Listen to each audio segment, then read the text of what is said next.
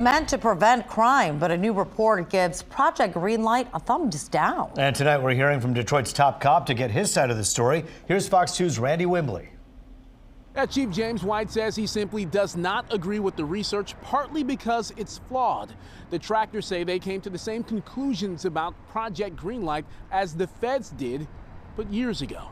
Critics of Project Greenlight are feeling vindicated, as Department of Justice researchers say DPD's highly touted strategy is no red light when it comes to violent crime.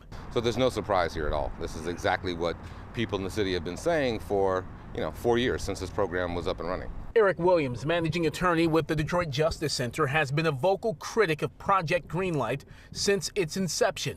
The study from the NIJ, the Department of Justice's research wing, says there were no statistically significant effects on disorder occurrences or violent crime.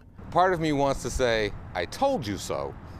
The other part of me is looking forward and saying, so what is the response? Does DPD double down on this? Do they find fault with the study? Detroit Police Chief James White does, but he says for good reason. The data set that they used to do this analysis was 2016, 2016, 2018. So that's the first 2 years of Project Greenlight's inception. It doesn't take into account the expansion of the Real-Time Crime Center and the expansion of Greenlight. It looked at, I think in 2016, 2018, we had about 200. We've got over 800 now. White says Project Greenlight has helped investigators solve a number of crimes like this shooting in 2016.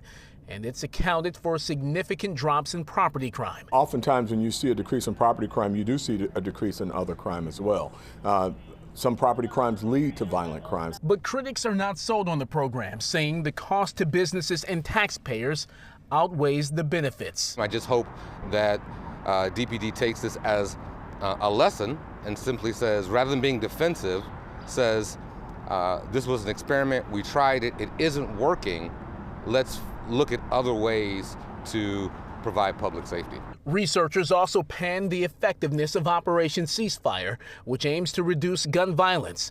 Outreach workers build relationships with gang members and affiliates whose parole or probation orders require them to participate in a call-in, where they meet face-to-face with Chief White, U.S. Attorney Don Isom, and Mayor Mike Duggan. They're offered a helping hand to leave the streets and get on the straight and narrow, or face the full force of Detroit cops and federal agents. The study found that those who attend the call-ins have a 29% lower likelihood of being arrested and a 47% lower chance of being arrested for violent crimes. Our Safer Detroit initiative that we're rolling out now involves expanding Ceasefire and touching those groups that are not in the room, right? I mean, for the people in the room, it's an impactful program. We have to figure out a way to expand our reach before people make the decision to commit some violent act or get involved in a shooting.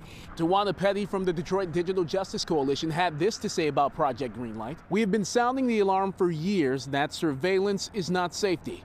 Now that we have more data proving what many of us have been saying, it's time we moved away from mass surveillance as a solution.